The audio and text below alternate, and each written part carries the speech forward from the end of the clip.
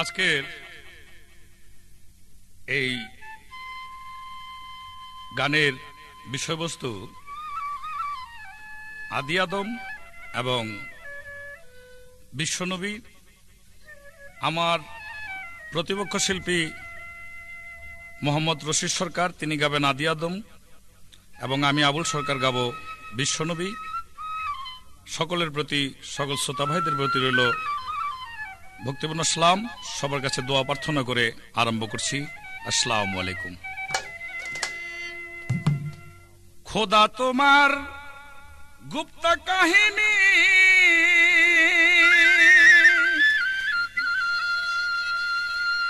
শুনলে কত অজ্ঞানী লোক হইয়া যায় জ্ঞানী। অন্ধকার ছিলেন আপনি,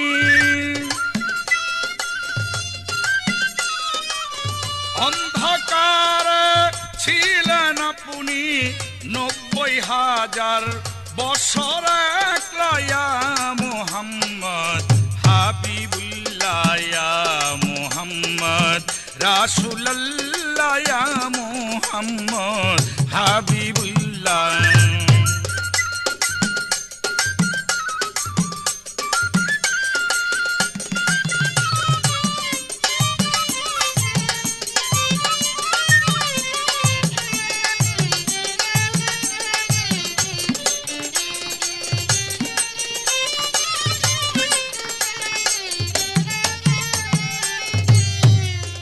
যেমন মেঘলা রাতে চাঁদ উঠিলে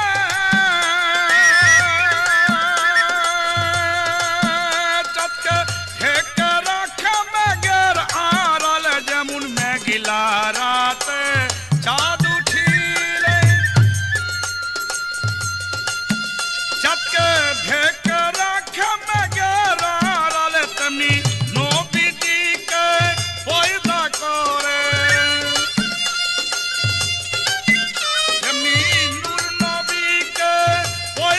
করে নিজেই খুদায় লুকাইলা মুহাম্মদ হাবিবুল্লাহ মুহাম্মদ রাসূলুল্লাহ মুহাম্মদ হাবিবুল্লাহ।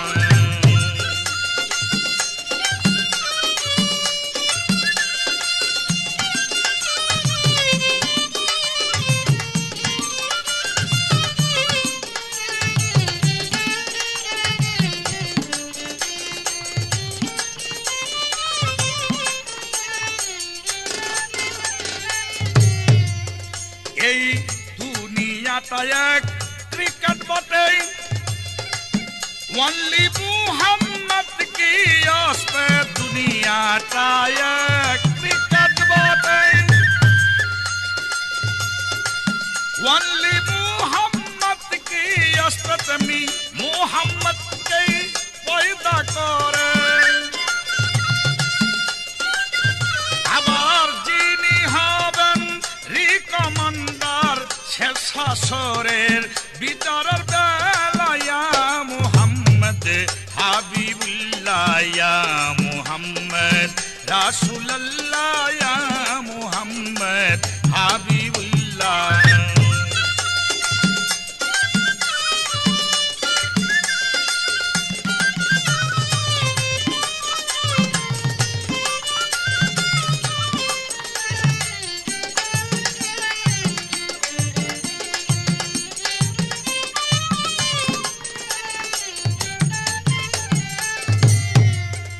আমার নবী ছিল বেহেশতি ফুল, কথাটি কবি নাহি ভুল। নবী ছিল বেহেশতি ফুল, আগো এই কথাটি কবি নাহি ভুল। সহস্র গুণ বেটার দেন ২০, সহস্র গুণ বেটার দেন ২০। ইজ মুহাম্মদ কমলাওয়ালা মুহাম্মদ রাসূলুল্লাহ মুহাম্মদ হাবিবুল্লাহ মুহাম্মদ রাসূলুল্লাহ।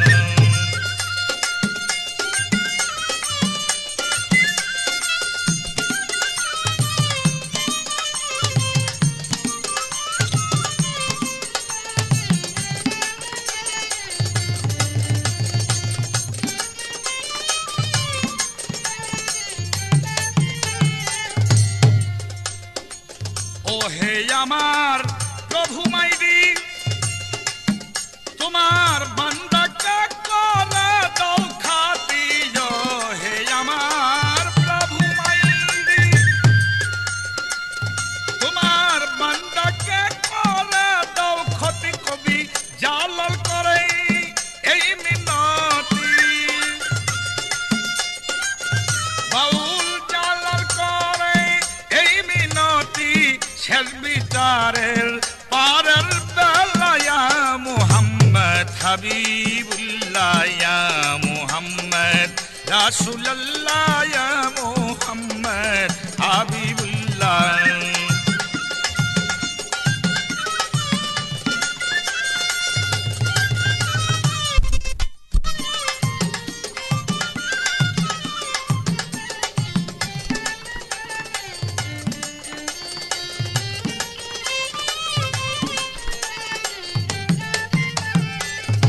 আগেই বলেছি আজকের গানের বিষয়বস্তু আদি আদম আর বিশ্বনবী বা নূর নবী। আমি বিশ্বনবী আর আমার প্রতিপক্ষ শিল্পী রশিদ সরকার সাহেব আদি আদম। আমরা এখানে একটু বিষয়বস্তুর উপরে চিন্তা করলে জানতে পারবো বা বুঝতে পারবো যে আদম যে শব্দটা, আদম যে ব্যক্তিটা, আদম যে বিষয়বস্তুটা, সেই বিষয়বস্তুর উপরে আমরা জানি যে আদমকে আল্লাহ পাক ফেরেশতার মাধ্যমে অথবা তার কোরআনের দৃষ্টিতে নিজের কুদরতের মাধ্যমে তিনি মাটি দ্বারা এবং তার সঙ্গে আগুন, পানি, বাতাস, নূরে ছাপা সমস্ত কিছু মিশ্রিত করে যে আদমকে তৈরি করেছিলেন, সেই আদমকে তৈরি করার জন্য সময়ের প্রয়োজন ছিল। অনেক বিষয়বস্তু তার তত্ত্বের মধ্যে নিহিত আছে। ইহা খাকের আদম, আদম শফিউল্লাহ। কিন্তু আমার প্রথম প্রশ্ন থাকবে যে আদি আদম কি, আদি আদমের সৃষ্টির রহস্য কি এবং তার স্রোত কি। আমার প্রতিপক্ষ রশিদ সরকার সাহেবের কাছে আমার প্রথম পর্যায়ে এই আদি আদম সম্পর্কে যে প্রশ্নটা রইল, সেই বিষয়বস্তুটা হলো আদি আদমের সৃষ্টির রহস্যটা কি, আদি আদম কি এবং তার স্রোতটা কি। সে আদম শফিউল্লাহর যে বিষয়বস্তুটা সেটা অবশ্যই অনেকেরই অবগত আছে। আদি আদম সম্পর্কে আমরা এটা প্রশ্ন করলাম জানার জন্য এর বিষয়বস্তু সম্পর্কে। ওগো এই পৃথিবী সৃষ্টির আগে, ও এই পৃথিবী সৃষ্টির আগে সৃষ্টি আমার রাসূলুল্লাহ ইয়া মুহাম্মদ হাবিবুল্লাহ ইয়া মুহাম্মদ রাসূলুল্লাহ ইয়া মুহাম্মদ হাবিবুল্লাহ ইয়া মুহাম্মদ রাসূলুল্লাহ ইয়া মুহাম্মদ হাবিবুল্লাহ। বিসমিল্লাহির রহমানির রহিম। আজ আমার প্রতিপক্ষ গায়ক আবুল সরকার সাহেব আমাকে আদি আদম থেকে যে প্রশ্ন করেছেন, ওনাকে অনেক ধন্যবাদ। উনি আমাকে প্রশ্ন করেছেন আদি আদমের সৃষ্টি রহস্য এবং তার স্রোত সম্পর্কে। আমার সাধ্যমতো এর জবাব দেওয়ার আমি চেষ্টা করব। আমি একটা গান গাইতেছি, এই গানের মধ্য দিয়েই ওনার প্রত্যেকটা কথার জবাব ক্লিয়ার হবে বলে আমি বিশেষভাবে আশা রাখি। এরপরে আমি ওনাকে প্রশ্ন করব, আশা করি উনি এমনিভাবে সুন্দর করে আমাকে উত্তর দিবেন বলে আমি বিশেষভাবে আশাবাদ ব্যক্ত করছি। ওরে আদম হাওয়া ইয়ার হই গন্ধম, ওরে আদম হাওয়া ইয়ার হই গন্ধম, ও ভাই সাবেদ কিসে হয় রে আদম আর হাওয়া, তারে সে নাই বড় দাই রে আদম আর হাওয়া।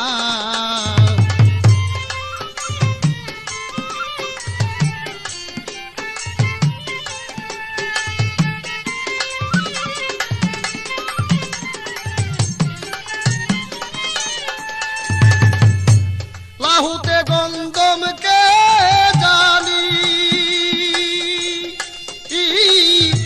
মুক্তা রূপে ছিল শুনি, ওরে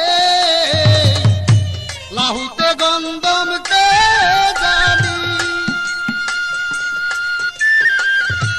মুক্তা রূপে ছিল শুনি, ওরে পায়া কাপকাও সিনে প্রেমের ধ্বনি, পায়া কাপকাও সিনে প্রেমের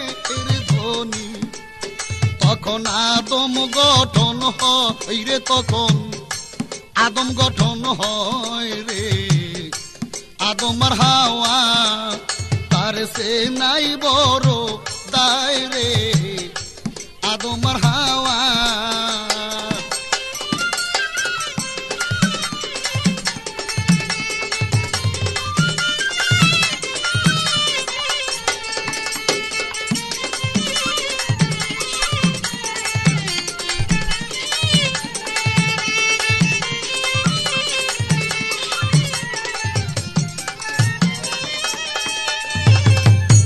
মালকুতে আলে পেরশানে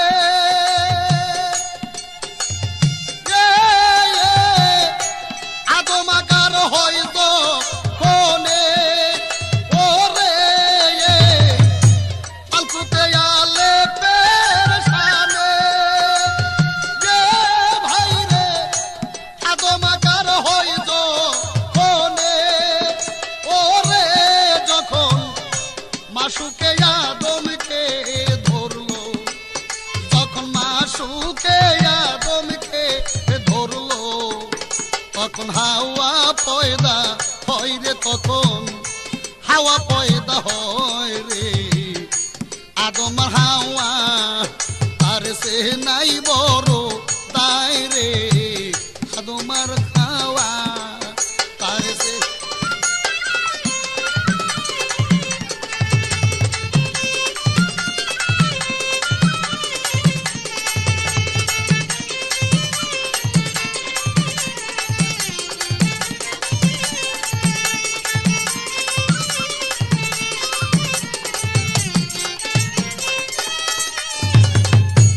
আপে আল্লাহর হুকুম পাইয়া যাইয়া এলেমের দরিয়ায় যাইয়া ওরে।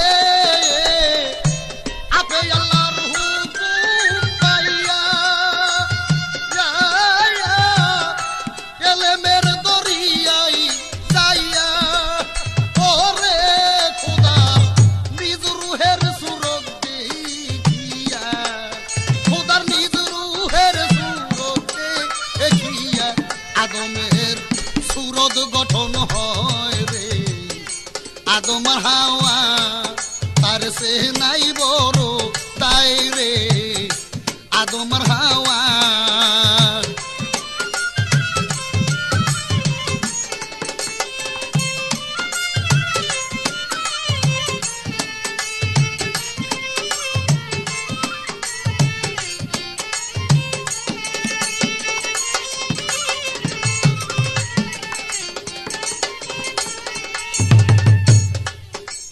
আমার প্রতিপক্ষ গায়ক উনি বলেছেন, আগুন পানি বাতাস মাটি নূর দিয়ে ফেরেশতার মারফত আদমকে সৃষ্টি করা হয়েছে, ইহা সকলেই অবগত। আসলে উনি এটা মনে হয় খুব একটা সুন্দর বলেন না, এই জন্যই আগুন পানি বাতাস মাটি নূর দিয়ে আদমের বডি তৈরি করা হয়েছে।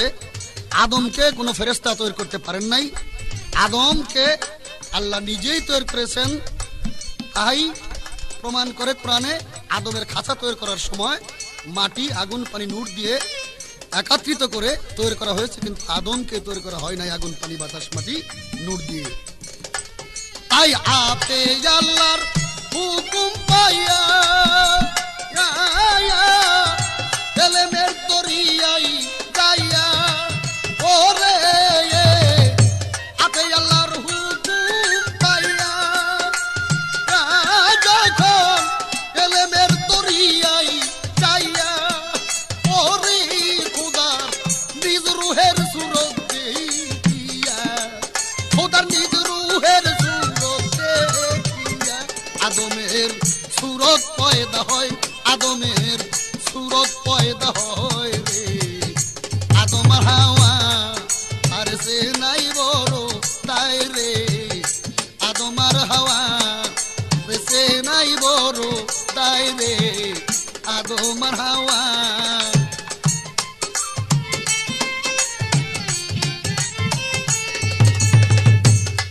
সেই আদম সুরত বৈরা বরে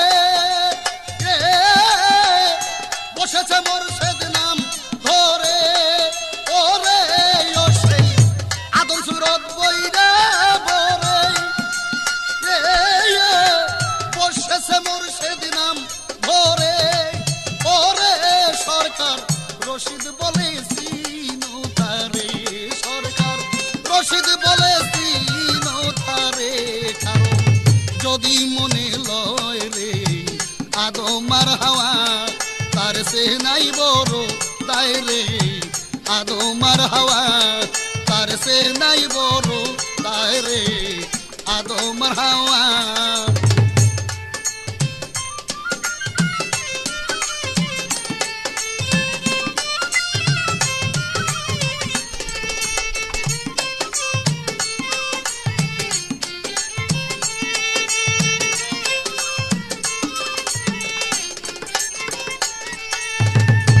এখন আমি আমার প্রতিপক্ষ গায়কের কাছে নূরের নবী অর্থাৎ বিশ্বনবী সম্পর্কে তাৎপর্যপূর্ণ দুই একটি কথা তুলে ধরব। আশা করি উনি সুন্দরভাবে এর একটা সুষ্ঠু মীমাংসা দেওয়ার জন্য চেষ্টা করবেন।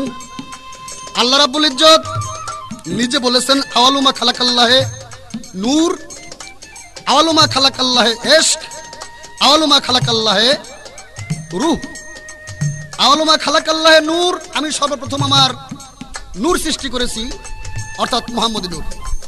আওয়ালুমা খালাকাল্লাহে ইশক, সর্বপ্রথম আমার ইশক সৃষ্টি করেছি। আওয়ালুমা খালাকাল্লাহ রূহ, সর্বপ্রথম আমি রূহ সৃষ্টি করেছি। যদি নবীর নূর সর্বপ্রথম সৃষ্টি হয়ে থাকে তাহলে উনি কি করে বললেন আওয়ালুমা খালাকাল্লাহে ইশক, আওয়ালুমা খালাকাল্লাহে রূহ? সর্বপ্রথম রূহ সৃষ্টি করেছি, সর্বপ্রথম নূর সৃষ্টি করেছি, সর্বপ্রথম ইশক সৃষ্টি করেছি। ইশক, রূহ এবং নবীর নূরের ভিতরে পার্থক্যটা কি, ডিফারেন্সটা কি, আমি এই কথাটুকু ওনার কাছে জানতে চাই। ওরে আদম হাওয়া ইয়ার হই বন্ধম, ওরে আদম হাওয়া ইয়ার হই বন্ধম, ও ভাই সাবরেদ কিসে হয় রে আদম হাওয়া, তার সে নাই বড় তাই রে আদম আর হাওয়া। একদিন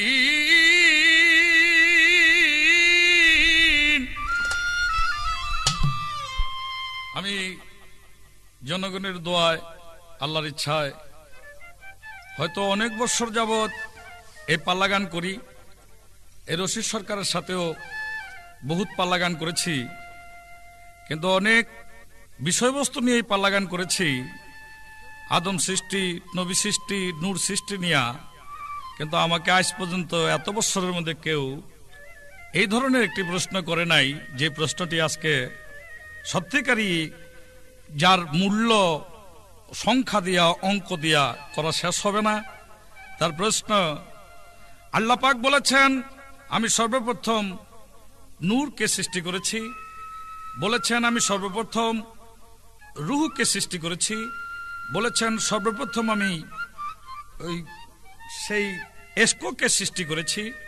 আরেকটি কিতাবের মধ্যে আরেকটি কথাও পেয়েছি যে আল্লাহ পাক বলেছে সর্বপ্রথম আমি জ্ঞানকে সৃষ্টি করেছি। এখানে আল্লাহ পাক এই চারটা বা তিনটা বিষয়বস্তুর মধ্যে যেই বিষয়টা বুঝলো তার মধ্যে নবী করিম সাল্লাল্লাহু আলাইহি ওয়াসাল্লামের সৃষ্টি বা নূর বা ইশক বা সেই রূহ, এই তিনটির মধ্যে নবী করিম সাল্লাল্লাহু আলাইহি ওয়াসাল্লামের সৃষ্টির সম্পর্ক কতটুকু কিভাবে হতে পারে, এই বিষয়টি তার প্রথম প্রশ্ন। একদিন জিব্রাইলে খবর লইয়া আমার দিনের নবীর ধারে, দরজার সামনে গিয়া আমার ডাক দিল নবীরে। দরজা খুইলা জিব্রাইলকে দেখাই আমার বিবি ফাতেমায়, বলে কি জন্য আইসাছেন ছোট কাকা ঘরে নাই বাবায়। কথা শুইনা জিব্রাইলে বেজার হইল, কোন হিসাবে ফাতেমায় আমায় ছোট কাকা কইল। তৌহিদ বাগানে ব্যস্ত পড়েছিল আদম শফি গাছ, গাছের ফুল ছিল মোহাম্মদ তার কলি ছিল 5, ফুল ছিড়িয়া আনলাম আমি মক্কার নগরে। নিদ্রা যাইতেছিল আব্দুল্লাহ খাজুর গাছের গুড়ে, নিজ হাতে আব্দুল্লাহরে আমি সঙ্গাইলাম ফুল। সেই ফুলেতে জন্ম নিল মোহাম্মদ রাসূল, তার ঘরে জন্ম নিল বিবি ফাতেমায়। নবীও আমার অনেক ছোট, কেমনে কাকা কহে আমায়, আমার ঠাট্টা কি উপহাস করলো অপমান, আমি নবীর কাছে বিচার চাইব করিয়া ফরমানো রে আউয়াল আখির নবী রে নবী জাহের বাতুনে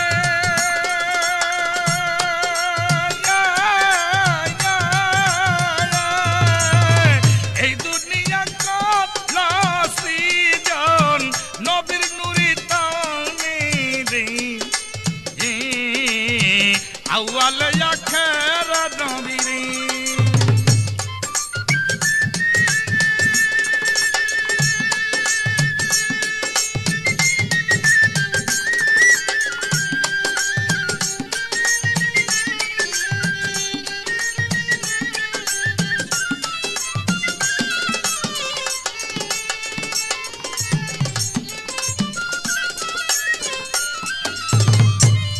এই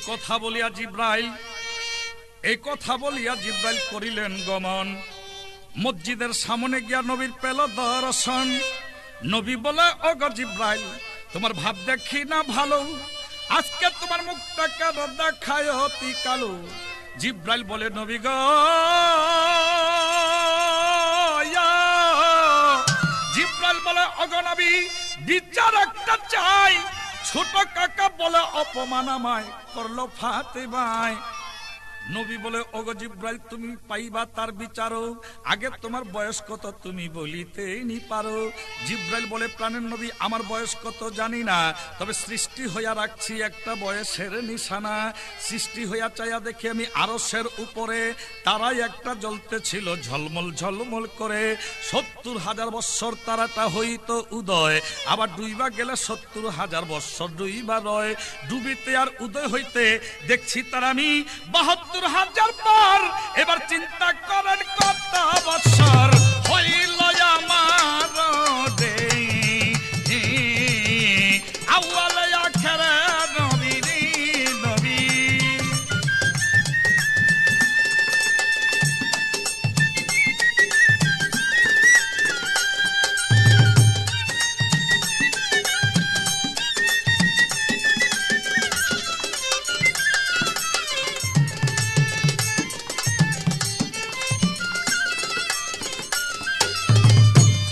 নবী, আমি জন্ম নিয়া বা সৃষ্টি হইয়া আমি আরশ মহলার মধ্যে চেয়ে দেখেছি একটি তারা। সেই সাতারা আমি লক্ষ্য করে চাই দেখি ৭০,০০০ বৎসর পর্যন্ত উদয় হয়ে থাকে। এটা দেখলাম একবার ৭০,০০০ বৎসর পর্যন্ত। আবার দেখি না ডুবে গেল, একবার দেখলাম সেটা ৭০,০০০ বৎসর পর্যন্ত। আবার ৭০,০০০ বৎসর পরে সেটা উদয় হইল, এই দেখলাম উদয় হয়ে আছে ৭০,০০০ বৎসর পর্যন্ত। দুইবারের বেলা আবার দেখলাম ডুবে গেল, দেখলাম না তা ৭০,০০০ বৎসর পর্যন্ত। এমনি উদয় হয়েছে আর দেখেছি আর ডুবেছে, এমনি করে মোট আমি দেখেছি ৭২,০০০ বার। এবার নবী চিন্তা করেন আমার বয়স কত। এই কথা শুনিয়া নবীর, ওরে এই কথা শুনিয়া নবীর প্রাণে নাই আর সয়। নবী বলে ওগো জিব্রাইল, তুমি তার পাইবা পরিচয়। আসো আসো আসো জিব্রাইল, তুমি আমার পৃষ্ঠের পরে গেল জিব্রাইল। নবী পৃষ্ঠের কাপড় টান দিয়া উঠাইল উপরে। পৃষ্ঠের পরে গিয়া জিব্রাইল লক্ষ্য কইরা চায়, মোহর নবুয়তটা নবীর পৃষ্ঠে দেখা যায়। মোহর নবুয়তে জিব্রাইল লক্ষ্য করে যখনই চমকিয়া উঠিল জিব্রাইল ছাইরা চোখের পানি। জিব্রাইল বলে নবী গো,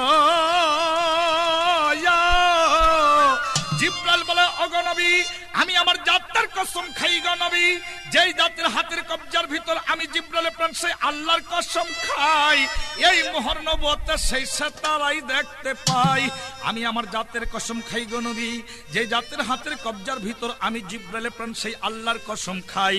এই মোহর নবুয়তে সেই সাতারাই দেখতে পাই। এইবার নবী বলে শোনা তুমি, নবী বলে শোনা তুমি,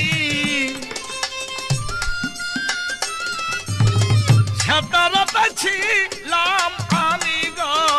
নবী বলে শোনা তুমি,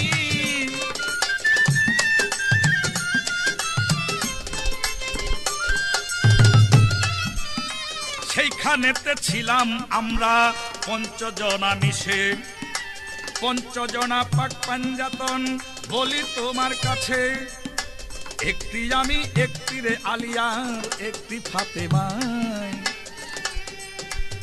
একটিতে হাসান হুসেন কই আমি তোমায়, একটিতে হযরত আলী আমি বলি তোমার ধারে, দুইটিতে হাসান হোসেন তুমি শোনো লক্ষ্য করে, এবার চিন্তা করো তোমার বড় হলো বিবি ফাতেমায়, তোমার যে কাকা কইছে অন্যায় করে নাই, আগো দুই ইমাম তোমার বড় তুমি চিন্তা করো একবার, ওরে দুই ইমামে কইলে চাচা হইতো কি বিচার রে, আউয়ালে আখের নবী রে নবী।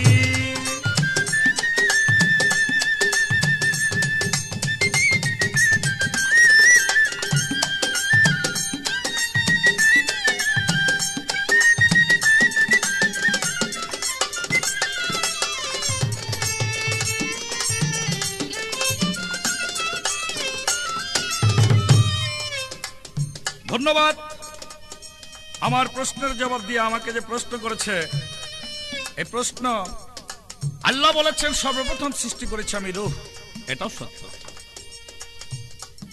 সেই নূরের ভিতরে রূহ ছিল, এশকের মধ্যে শক্তি ছিল, নূরের মধ্যে শক্তি ছিল, সেই শক্তিটা একটি রূহ, সেই রূহ আল্লাহ পাক তারা আল কোরআনের দৃষ্টিতে বর্ণনা করেছেন, রূহ আমি যে সৃষ্টি করেছি একটা পাওয়ার, একটা হুকুমে, আল্লাহর হুকুমে যে জিনিসটি তৈরি হয়েছিল তার বিষয়বস্তুর উপরে আমার আগের দিকে যদি লক্ষ্য করি তাহলে বলা হয়েছে অন্ধকার, ধন্ধকার, খুয়াকার, নৈরাকার, এই চার আকার পরে আল্লাহ পাক বলেছেন কুনতু কানজান মাকফিয়ান ফা আবাবতু আনওয়াফা ফাখালাকতুল খালাকা ইউরুফা, হাদিস কুরসির মধ্যে বর্ণনা করেছেন। আল্লাহ পাক বর্ণনা করেছেন আমি উহাদাতের বাগানে ছিলাম।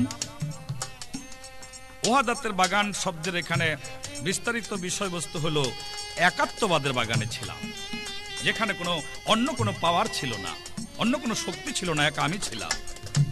সেখান থেকে আমি প্রেমাবেশে কুনতু কানজান মাকফিয়ান ফা আবাবতু আনওয়াফা ফাখালাকতুল খালাকা ইউরফা, আমি প্রেমাবেশে বিকাশ হইবার ইচ্ছা হইল, তাই সৃষ্টির সূচনা করি সর্বপ্রথম নূর তাজাল্লা, এই নূরকে সৃষ্টি করি। সেই নূর মুহাম্মদী নূর, সেই নূর আদি নূর হতে আসিয়াছে। এটার আরেকটু গোপন ভাবে যদি আরেকটু কিছু বলি তাহলে সেই নূরটা ছিল আমার আল্লাহ পাকের চেহারা মোবারকের নূর। এই নূর যেখানে তার সঙ্গে সম্পর্ক আছে এশকের, যেহেতু এই নূর দিয়া যে আল্লাহ পাক বিকাশ হইলেন, সেই বিকাশ হবার পরে তাকে প্রশ্ন করলো আলাস্তু বিরাব্বিকুম, আমি কি তোমার প্রভু নই? সুফি মত, বাউল মত, তার দুটি মত দুটি ব্যাখ্যা আছে।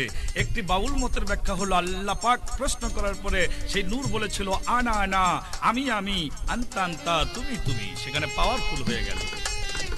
কিন্তু সুফি মতে তার ব্যাখ্যা দিয়েছেন, নূরকে যখন বর্ণনা প্রশ্ন করা হয়েছিল আলাস্তু বিরাব্বিকুম, তখন নূর বলেছিলেন কালুবালা, এটা প্রেমের থেকে এসেছে, আপনিই আমার স্রষ্টা, আপনিই আমার প্রভু। তাহলে এখানে জ্ঞান প্রথম যে সৃষ্টি করেছেন তারও পরিচয় পাওয়া গেল, এশক যে সৃষ্টি করেছেন প্রথম তার পরিচয় পাওয়া গেল, নূর যে সৃষ্টি করেছেন তাকে প্রথম প্রশ্ন করেছেন নূরকে, তারও পরিচয় পাওয়া গেল। রূহ আছে বলেই তার থেকে কথার আদান প্রদান আসছে, তার সজীবতা আছে, তারও পরিচয় পাওয়া গেল।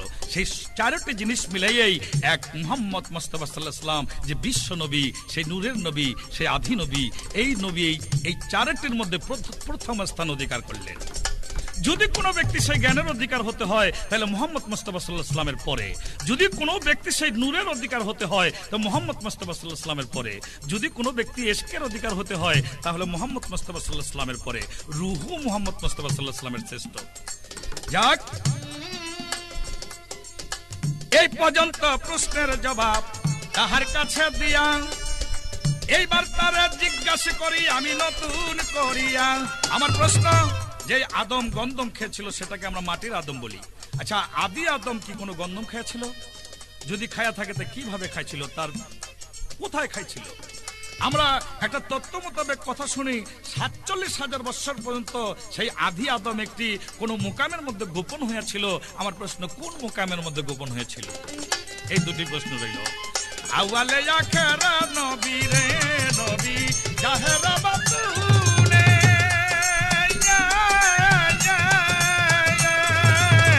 এ দুনিয়া করলা সৃজন নবীর নুরি তানে রে।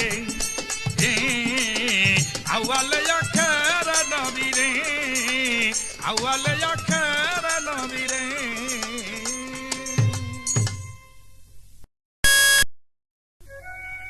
মুলকে আদম হইতে বিকাশ একা বিশ্বভুবনে, মুলকে আদম হইতে গো বিকাশ একা বিশ্বভুবনে। আদম গন্ধম খাইল কেমনে বলো কেমনে, আদম গন্ধম খাইল কেমনে। মুলকে আদম হইতে গো বিকাশ একা বিশ্বভুবনে, মুলকে আদম হইতে গো বিকাশ একাই বিশ্বভুবনে। আদম গন্ধম খাইল কেমনে বলো কেমনে, আদম গন্ধম খাইল কেমনে।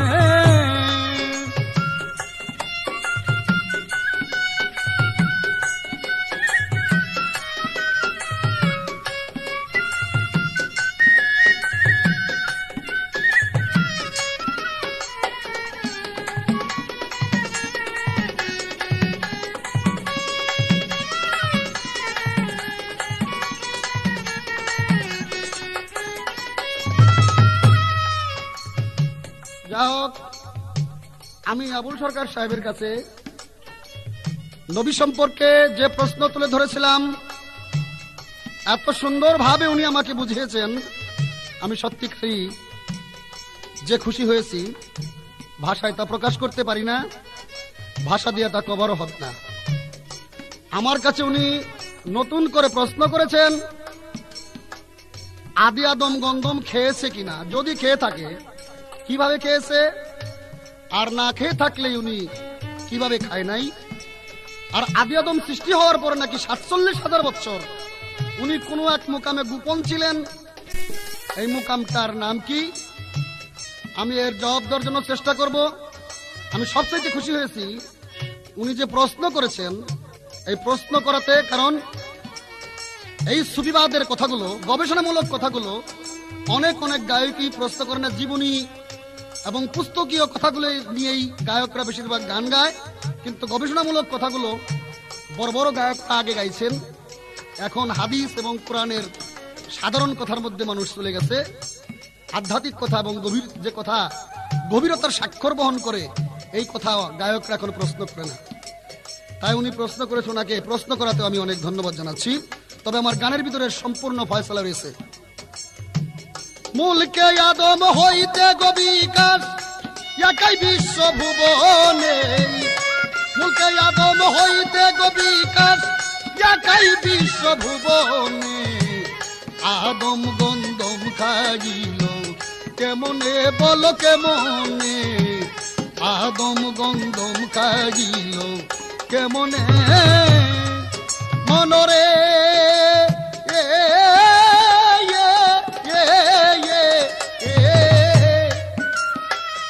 আমার খোদায় আরো সেতে হইয়া খারাপ, কলমকে করে ইশারা। মাখলুকাত 18,000 লেখো কলম যতনে, অগ মাখলুকাত 18,000।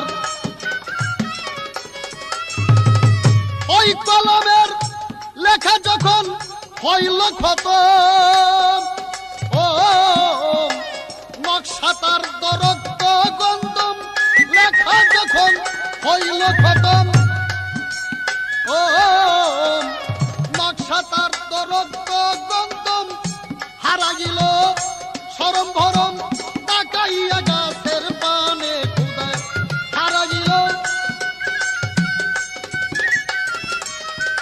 খুদায় হারাইল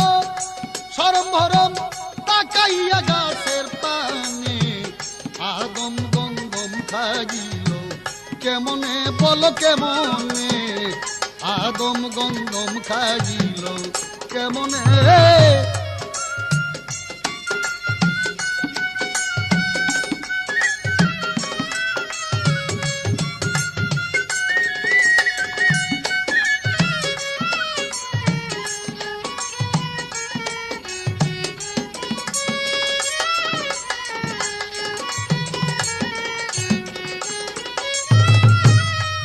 মনরে সেই গন্ধমকে করিয়া হেল্লা লুকাইয়াছেন নিজেই আল্লাহ। আদামা সফিউল্লাহ খুদা নাম ধরেছে সেইখানে, অগয়া আদামা সফিউল্লাহ খুদা নাম ধরেছে সেইখানে। তাতে তিন ঢকের এক রাস্তা পেল, ও বাঘ হেরেমে চইলা গেল। তিন ঢকের এক রাস্তা পেল, ও বাঘ হেরেমে চইলা গেল। 47,000 বছর মজুদ ছিল সেইখানে, 47,000 বছর মজুদ ছিল সেইখানে। আদম গন্ধম খাইল কেমনে বলো কেমনে আদম গন্ধম খাইল কেমনে।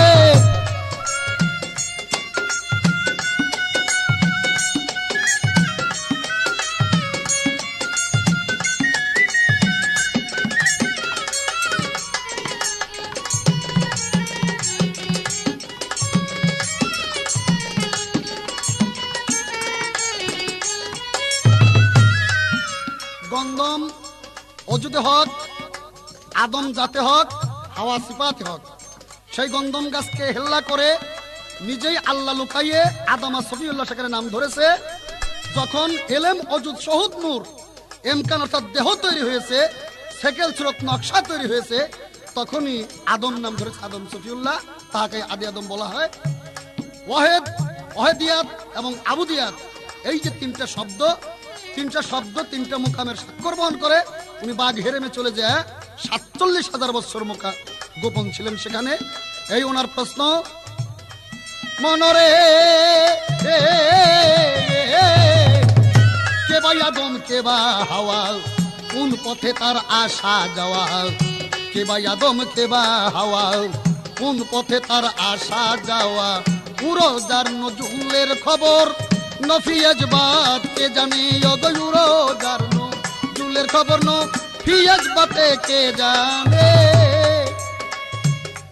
আর যে জন জানছে নিগুর খবর শুইনা সেজন হয়েছে গুয়মর। যে জন জানছে নিগুর খবর শুইনা সেজন হয়েছে অমর। রশিদে হইয়াছে গোপমরেই সৃষ্টি তত্ত্ব না জেনে, রশিদে হইয়াছে গোপমরেই সৃষ্টি তত্ত্ব না জেনে। আদম গন্ধম খাইল কেমনে বলো কেমনে আদম গন্ধম খাইল কেমনে।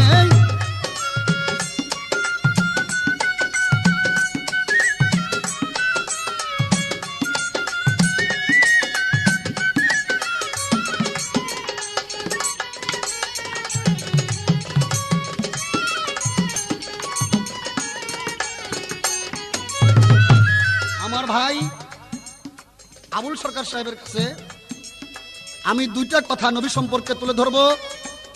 সূরা আলাক নিয়ে জিব্রাইল যখন হেরা পর্বতের গুহায় উপস্থিত, বিভিন্ন তাফসীর কারকরা বলেন নবীকে যখন সূরা আলাক পড়ার জন্য বলেন, নবী বলেন আনা বেকারিন, আমি পড়তে পারি না। পরবর্তীতে জিব্রাইল তাকে সিনাই নিয়ে যখন 3টা চাপ দিয়েছিলেন, তখন তার এলমেলা ধ্বনি জারি হয়ে গেছে। তারপর উনি কোরআন পাক পড়তে পারেন। এটাই উনি যে সৃষ্টির আগেও নবী ছিলেন, এই কথা, এই শানের অবমাননা করা হয়েছে এই তাফসীর দিয়ে।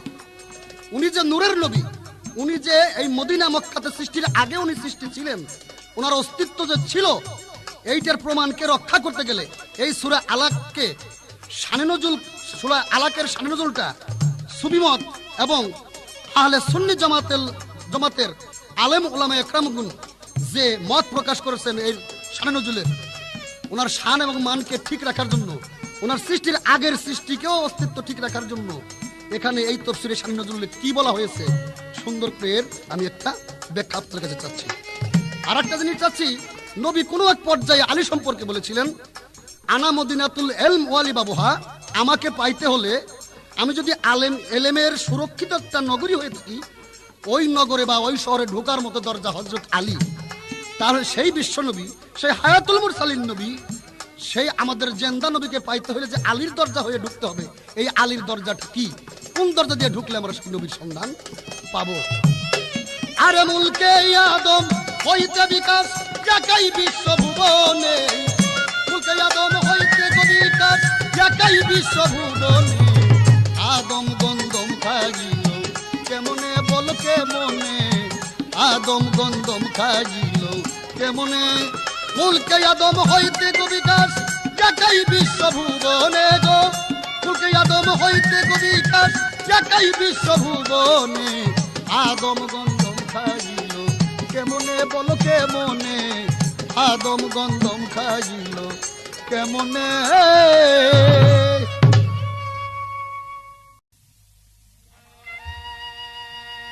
আমার নবীজির নাম যত জপি ততই মধুর লাগে সাধু ভাই, নিত্যই নাম লয় প্রেম সোহাগে। আমার নবীজির নাম যত জপি ততই মধুর লাগে সাধু ভাই, নিত্যই নাম লয় প্রেম সোহাগ।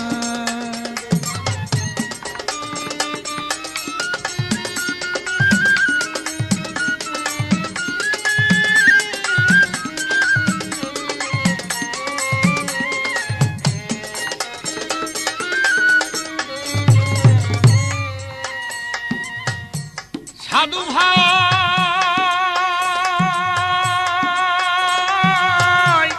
অসর সংসার মাঝে কেউ নাই দুঃখের ভাগে,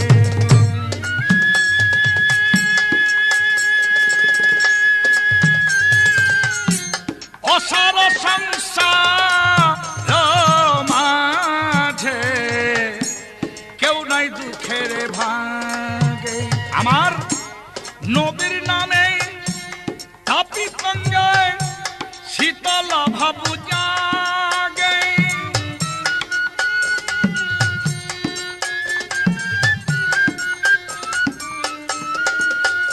আমার নবীর নামে তাপি গঙ্গে শীতল ভাবু জাগে সাধু ভাই, নিত্যই নাম লয় প্রেম সোহাগে। আমার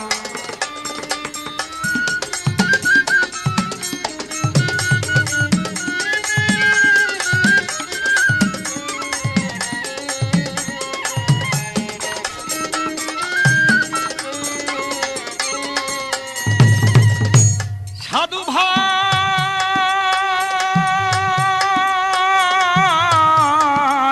সাধু ভাই ওগো কত শত পাপি তাপি পার হইল নাম যুগে,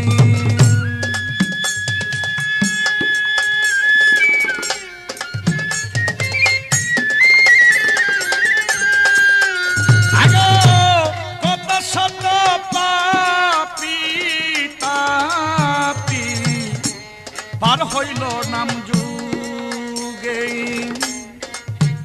ওই নামের সুদান পান করিলে মন জাগে না ভুগে,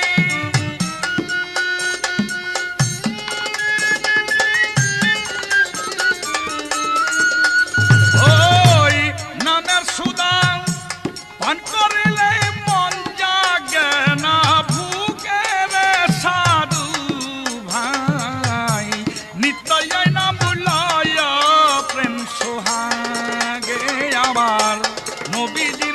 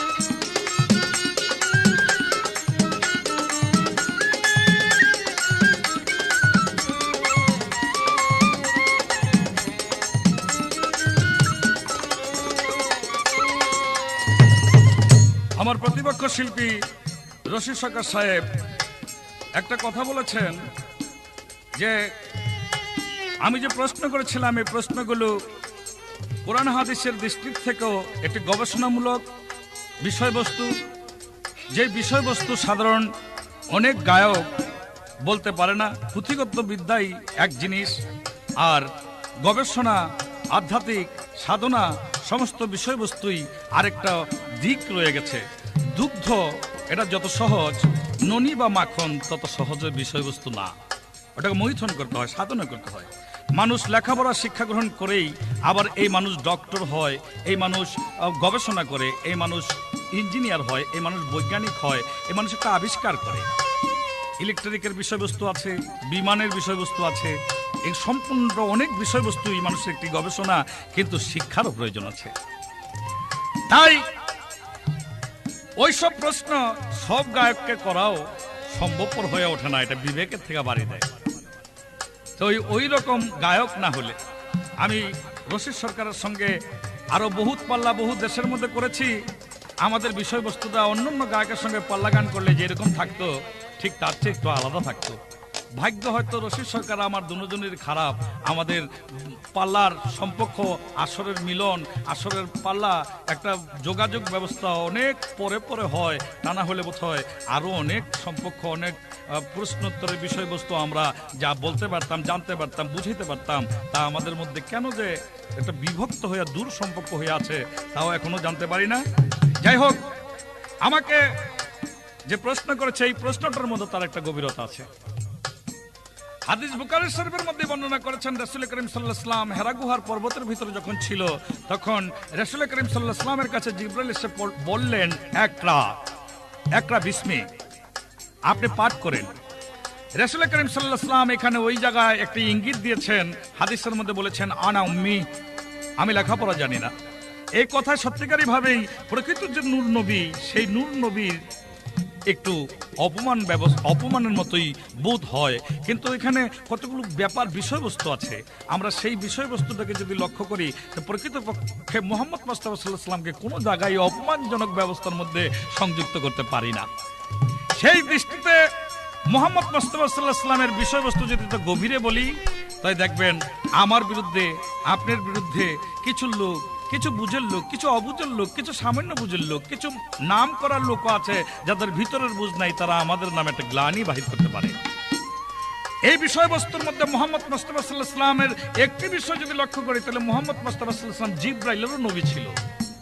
তাহলে জিবরাইল নবীকে চাপ দিয়ে কিসের ইলম তার ভিতরে জারি করব?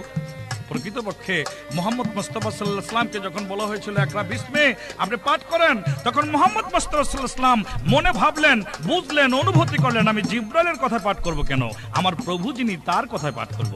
তখন জিবরাইল বলেছিলেন একরা বিস্মে রাব্বুকা, সেই একরা বিস্মে রাব্বুকা বিষয়বস্তুটা ছিল আপনার প্রভুর নামে পাঠ করেন। তখন রাসূল করিম সাল্লাল্লাহু আলাইহি ওয়াসাল্লাম পাঠ করছেন এবং তার অন্তর থেকে এটা বিকাশ করেছেন যে আমি এই জিনিসটা আরো অনেক আগেই করেছি। আমি আল্লাহর নামে যে আল্লাহকে স্মরণ করেছি, আল্লাহকে পাঠ করেছি, এই ইতিহাস, এই সৃষ্টিতত্ত্ব এক আসর, দুই আসর, এক ক্যাসেট, দুই ক্যাসেটের মধ্যে বললে শেষ হবে না, বহুত বিষয়বস্তু আছে।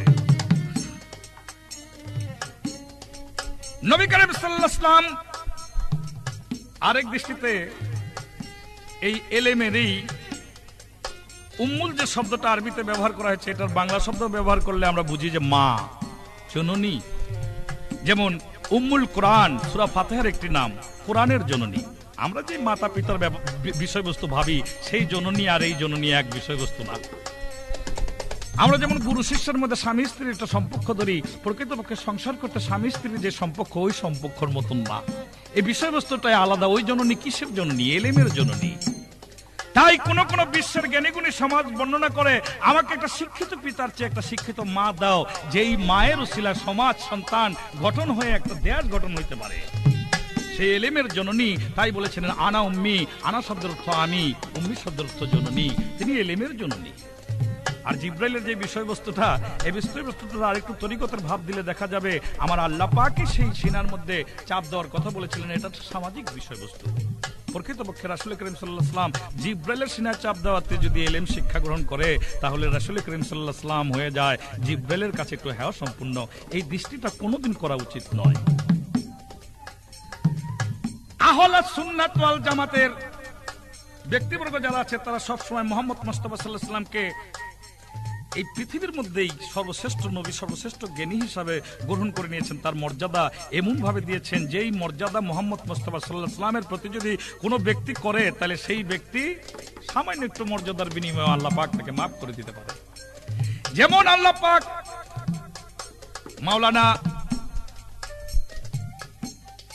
মাওলানা এক ব্যক্তি তার বিষয়বস্তুর উপরে যদি ঘটনা টানি, তাহলে অনেক সময়ের দরকার। শুধু আল্লাহ পাক বলেছিলেন যে আমি তোমার একটা বিষয়ে খুশি হয়েছি, সমস্ত ইবাদতের চেয়ে সেই বিষয়টা ছিল আমার রাসূলের উপরে। বালাগাল্লুলাবে কামালহি কাশবাদুজাবে জামালহি হাসনাত জামিউ খাসালহি সাল্লাল্লাহু আলাইহি, অর্থাৎ এই কাসিদাটার উপরে আল্লাহ পাক সন্তুষ্ট হইয়া তাকে জান্নাত দান করেছিলেন। এবার নবী বলেছে, আমি হইলাম এলেমের শহর, আলী সেই হলো দরজা, আমার কাছে আইতে হইলে ওইভাবেই হয় সোজা। আমার কাছে আসতে হলে, সেই শহর আসতে হলে ওইভাবে সোজা হবে। এটা ঠিক। রাসূল করিম সাল্লাল্লাহু আলাইহি ওয়াসাল্লাম এলেমের শহর, আলী তার দরজা। তার দিক রয়ে গেছে তরিকতের দিকেও, জ্ঞানের দিকেও, এই দুনিয়ার দিকেও। যেমন হযরত আলী সেই দরজা, সেই সিঁড়িটা। হযরত আলীর কাছে খেলাফতি প্রাপ্ত হয়েছিলেন হাসান বসরি, এমনি করে তরিকার একটি লাইন এসেছে, তার থেকে খেলাফতি প্রাপ্ত হয়েছিলেন খাজা হাব্বে আজমি, তার থেকে ফজলিয়াস, তারপর থেকে ইব্রাহিম আহদাম, তার থেকে হাফসা, তার থেকে খানে হাব্বি, তার থেকে মোহাম্মদ দিনওয়ারি, তার থেকে ইসাক, তার থেকে নাসিরউদ্দিন, তার থেকে আবু আহমদ, তার থেকে ইউসুফ। এমনি করে আস্তে আস্তে খাজা মঈনুদ্দিন চিশতির মধ্যে আসলো চিশতিয়া তরিকার লাইন। এমনি করে বড় পীর আব্দুল কাদের জিলানীর লাইন আছে, নকশবন্দিয়ার লাইন আছে, মুজাদ্দিদিয়ার লাইন আছে। প্রকৃতপক্ষে ওই লাইন ধরে যারা যাবে তারা সেই শহরের মধ্যে যাইতে পারবে। এটা এলেমের মাধ্যমে যেতে হবে, নবীর এলেমের মাধ্যমে। আর বর্তমানে যে অনেক ফতুয়া, আরে বাবা, কত দল, কত গোষ্ঠী, এত গোষ্ঠীর মধ্যে সাধারণ লোকের ঈমান রাখাই নষ্ট হয়ে গেছে। তাই সাবধান হয়ে যেতে হবে সকলে।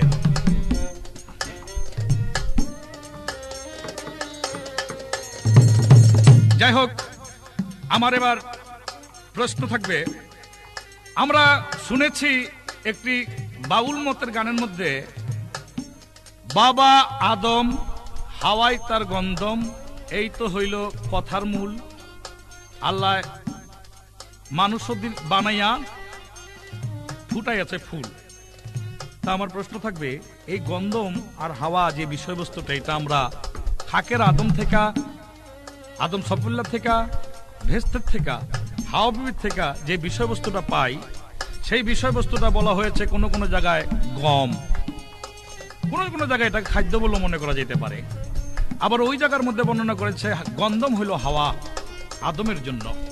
তা আমার প্রশ্ন থাকবে, মূলে গন্ধমটা কি?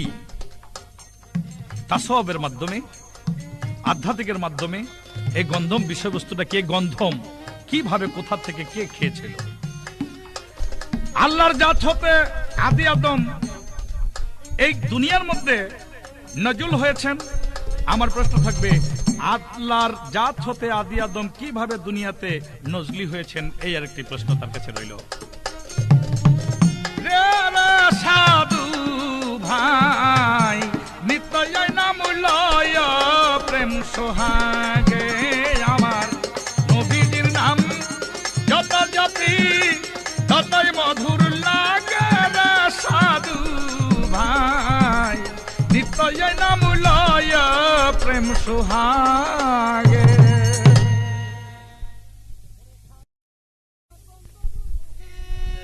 ওরে খাসা গন্ধম রুহু আদম, খাসা গন্ধম রুহু আদম, সিফাতের হক হাওয়া জানি, শুনলে হবি জ্ঞানী তোরা, শুনলে হবি জ্ঞানী।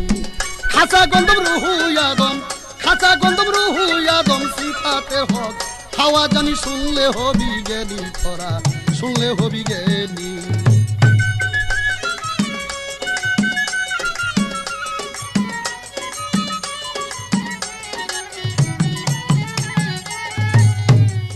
যা হোক, বিশ্বকবি জালালউদ্দিন এই গন্ধম সম্পর্কে একটা গানের ভিতর বলেছেন, বাবা হলেন আদম, হাওয়াই তার গন্ধম। এখন আমি রশিদ সরকার ক্ষুদ্র একটা গায়ক, গায়কের জগতে আমার কোনো অস্তিত্বই নেই। তারপরেও কি করে তার উপর কথার উপর আমি কথা রাখি, আমার চিন্তা হইতেছে। তথাপি আমার মুর্শিদ কেবলা আমাকে যা জানিয়েছেন আমি সেই সম্পর্কে কিছু বলবো। আমার গানটার মধ্যে বিস্তারিত দেওয়া আছে। মনরে কেহ বলে কাম হয় গন্ধম, কেহ বলে প্রেম হয় গন্ধম, কেহ বলে দুইয়ের মিলন গন্ধমের নিশানি, ওরে গন্ধমের নিশানি। আরে কেহ বলে কাম হয় গন্ধম, কেহ বলে প্রেম হয় গন্ধম, কেহ বলে দুইয়ের মিলন গন্ধমের নিশানি, ও ভাই গন্ধমের নিশানি। হাওয়াকে গন্ধম বলেছে জালাল বিশ্বজ্ঞানী, ও গো জালাল বিশ্বজ্ঞানী। ওরে ভাই জ্ঞান মৎস্য কি পড়বে ধরা, জ্ঞান মৎস্য কি পড়বে ধরাই আমার শুকনা বিলে, নাইকা পানি শুনলে হবি জ্ঞানী তোরা, শুনলে হবি জ্ঞানী। খাঁচা গন্ধম রুহু আদম, খাঁচা গন্ধম রুহু আদম, সিফাতের হক হাওয়া জানি, শুনলে হবি জ্ঞানী তোরা, শুনলে হবি জ্ঞানী।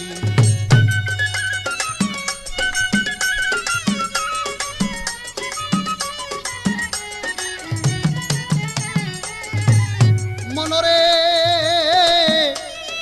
যেদিন খুদায়, যেদিন আল্লাহ নিজ কুদরতে আরে খারাই ছিল আরো সেতে, আরো সেরি তাকে তাকে লেখে পাক কালামের বাণী, লেখে পাক কালামের বাণী।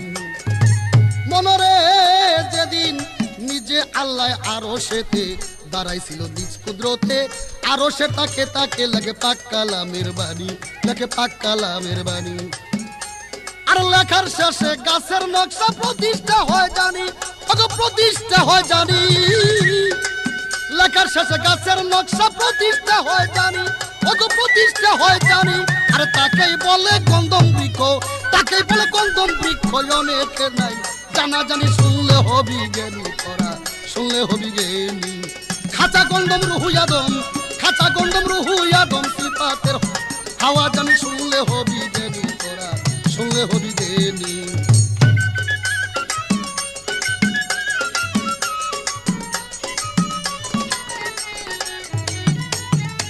মনরে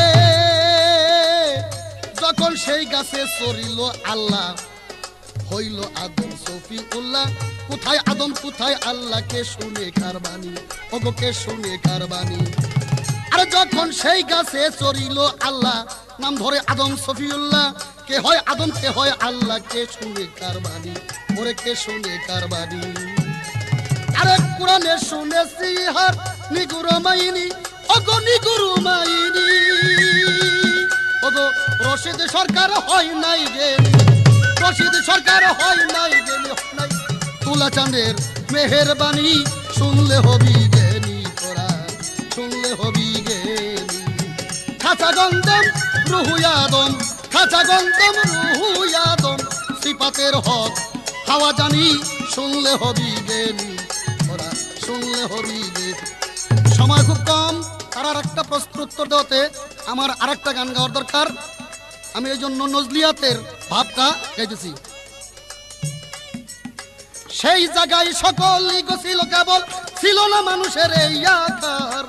সেই জায়গায় সকল ইগো ছিল, ছিল না আদমের এই আকার। গঞ্জমুখী নামটি গো ধরে মুশিদারি ঘর, বাদিমন আমার গঞ্জমুখী নামটি গো ধরে মুশিদারি ঘর। মনরে গঞ্জ হইতে জামা দাতে আসিয়াছে কিবা মত, যেমন দুগ্ধ হইতে মাখন আসে তেমনি ছিল ব্যবহার। দুগ্ধ হইতে মাখন আসে তেমনি ছিল ব্যবহার। আরে ছিল নাবাদাতে আলিফ আকার, সেইখানে লামের ব্যবহার। নাবাদাতে আলিফ আকার রে, সেই জায়গায় লামের ব্যবহার। হায়ানাতে মনির আকার, মিমে হইতে পারা পারগো। হায়ানাতে মনির আকার, মিমে হইতে পারা পার। গঞ্জমুখী নামটি ধরে মুর্শিদারি ঘর, বাদিমন আমার গঞ্জমুখী নামটি ধরে কুশিদারি ঘর, সেই জায়গায় সকলই গো ছিল, ছিল না কেবল এই আকার। সেই জায়গায় সকলই গো ছিল, ছিল না কেবল এই আকার। গঞ্জমুক্তি নামটি গো ধরে কুশিদারি ঘর, বাদিমন আমার গঞ্জমুক্তি।